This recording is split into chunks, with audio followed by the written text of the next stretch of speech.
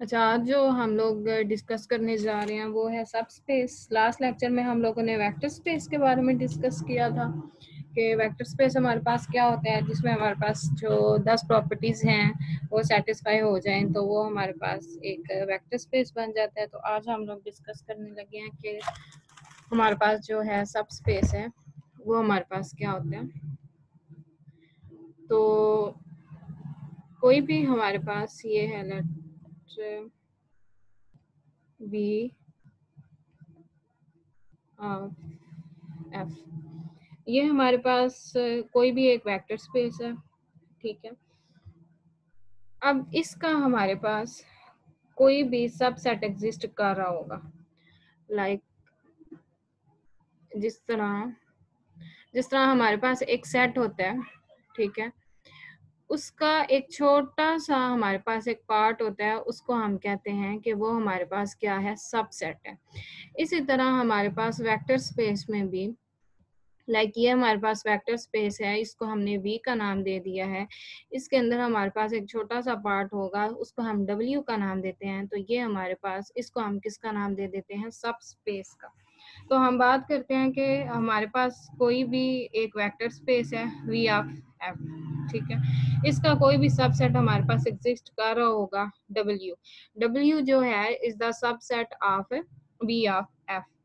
तो अगर ये सबसेट जो है वो वेक्टर स्पेस होगा, वेक्टर स्पेस क्या होता है कि V हमारे पास एक नॉन एम्प्टी सेट है जो हमारी 10 प्रॉपर्टीज हैं उनको सेटिस्फाई कर जाता है। तो हम कह सकते हैं कि वो जो सेट है वो हमारे पास वेक्टर स्पेस बन जाता है। इसी तरह हमारे पास जो वेक्टर्स जो हमारे पास सब स्पेस हमारे पास कब बनेगा, हम कहेंगे कि अगर मैं कोई भी W है, ठीक है, ये वाला जो सब स्पेस इसका मैंने नाम दिया था, इसके अंदर मैं कोई भी जो है वो सेट ले लेती हूँ, ठीक है। अगर वो 10 प्रॉपर्टीज जो है वो होल्ड करवाएगा तो वो अपने आप में वेक्टर स्पेस हो जाता है। तो हम कह सकते हैं कि ये हमारे पास क्या होगा, हम इसको कह सकते हैं कि ये हमारे पास क्या होगा, वेक्टर स्पेस होगा। बात की समझ आ गई है कि ये हमारे पास क्या होगा, सब स्पेस होगा। अगर जो एक छोटा सा हमने एक वेक्टर स्पेस है उसके अंदर एक हमारे पास छोटा पार्ट है, उसको हमने किसका नाम दे दिया, सब स्पेस। वो सब स्पेस कब होगा, जब वो सब सेट जो है वो 10 प्रॉपर्टीज को होल्ड करेगा। तो हम कह सकते हैं कि वो जो हमारे पास वेक्टर स्पेस है उसको हम क्या कह सकते हैं कि वो हमारे पास क्या होगा, सब स्पेस होगा। अब इसकी डेफिनेशन है, डेफिनेशन में वो क्या कहता है, a subset W of a vector space V is called a subspace of V if V itself a vector space under the addition and scalar multiplication defined on V।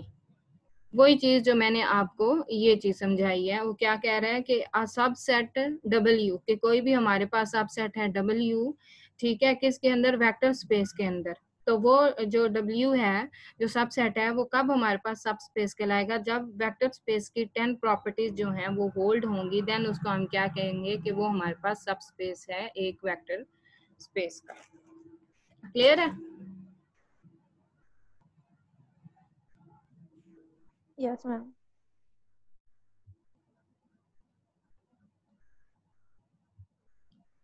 अब next है हमारे पास जो है जीरो सबस्पेस। जीरो सबस्पेस हमारे पास क्या है, वो क्या कहता है, if V is any vector space and if W is equal to zero is the subset, यानी कि जो W है वो हमारे पास सबसेट किसका है, V का, that consist of the zero vector. W जो है वो सबसेट किसका है, V का, और उसके अंदर जो है जीरो वेक्टर है। And then W is closed under addition and scalar multiplication. तो वो हमारे पास क्या होगा, उसको हम क्या कहेंगे कि वो हमारे पास क्या है, जीरो सबस्पेस है। V हमारे पास कोई भी वेक्टर स्पेस है और उसका सबसेट जो है वो W है और इक्वल टू वो किसके है, जीरो के है। यानी कि जो हमारे पास वेक्टर स्पेस है वो किस में कंसिस्ट कर रहा है, जीरो वेक्टर स्पेस पे।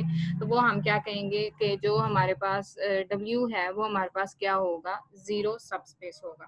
अब जिस तरह 0 + 0 इज इक्वल टू 0, इसको हम किसी भी कांस्टेंट के साथ मल्टीप्लाई करें या ऐड करें तो वो हमारे पास 0 ही रहेगा। For any scalar K we call W the zero subspace of V। उसके बाद हम बात करते हैं लीनियर कॉम्बिनेशन की, के लीनियर कॉम्बिनेशन हमारे पास है क्या होता है।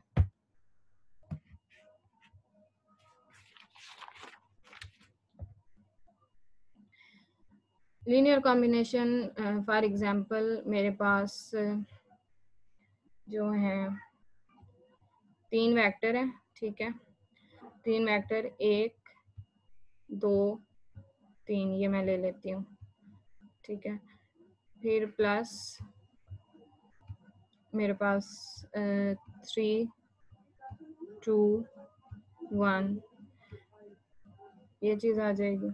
फिर उसके बाद मेरे पास आ जाता है 2 4 5।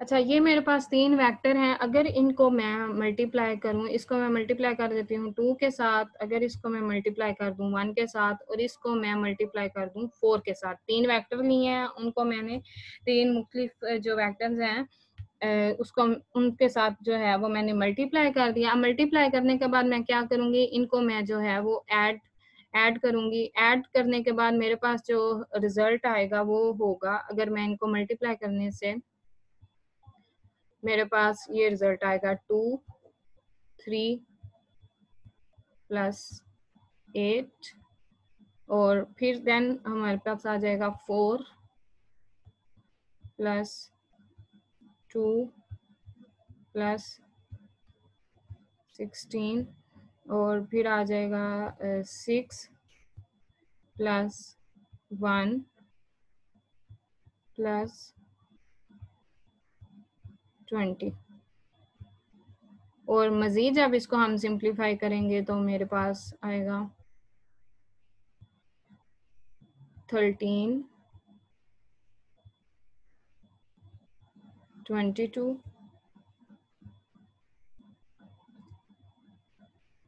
एंड 27, ठीक है। अच्छा, हम बात कर रहे हैं लीनियर कॉम्बिनेशन की, ठीक है। तो 3 वेक्टर्स मैंने लिए हैं, मैंने इन 3 वेक्टर्स को 2 से 1 से और 4 से मल्टीप्लाई किया है, और इन सब को मैंने ऐड कर दिया, तो मेरे पास जो है वो ये रिजल्ट आया ऐड और मल्टीप्लाई करने से। जब इसको मैं मजीद सिंप्लीफाई करूंगी तो मेरे पास जो है वो ये रिजल्ट आया, वो भी एक हमारे पास क्या होगा, वेक्टर होगा। अच्छा, अब वेक्टर को कांस्टेंट के साथ मल्टीप्लाई करने से जब हम ऐड करते हैं तो हमारे पास जो भी रिजल्ट आएगा वो भी एक वेक्टर होगा। तो इस वेक्टर को हम कहते हैं कि ये जो है इन 3 वेक्टर्स का जो है वो क्या है, लीनियर कॉम्बिनेशन है। बात की समझ आई है कि मैंने 3 वेक्टर लिए हैं, उनको मैंने 2 के साथ 1 के साथ और 4 के साथ मल्टीप्लाई किया है, फिर मेरे पास ये रिजल्ट आया और फिर ये रिजल्ट आया। रिजल्ट आने के बाद जो मेरे पास आंसर है वो भी मेरे पास एक वेक्टर है, तो मैं कह सकती हूँ कि ये वाला जो वेक्टर है इन 3 वेक्टर्स का जो है वो लीनियर कॉम्बिनेशन है।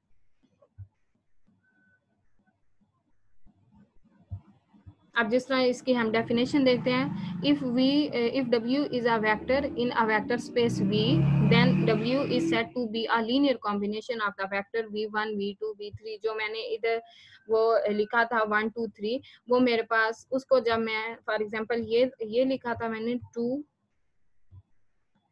1 2 और 3, ठीक है। तो ये मेरे पास 2 वाला जो है ये एज अ कांस्टेंट ये मेरे पास K1 आ जाएगा, ठीक है, और ये वाला मेरे पास क्या आ जाएगा, V1 आ जाएगा। इसी तरह फर्दर जो मैंने लिखे थे वो मेरे पास क्या आ जाएंगे, K2 और V2 आ जाएगा, और इसी तरह थर्ड वाला मेरे पास आ जाएगा प्लस K3 V3, और अप टू सो ऑन ये आ गया। और where K1 and K2 up to so on K are scalars, these scalars are called the coefficients of the linear combination. Clear है कि लीनियर कॉम्बिनेशन मेरे पास क्या होता है? Yes ma'am. क्या होता है बताएंगी?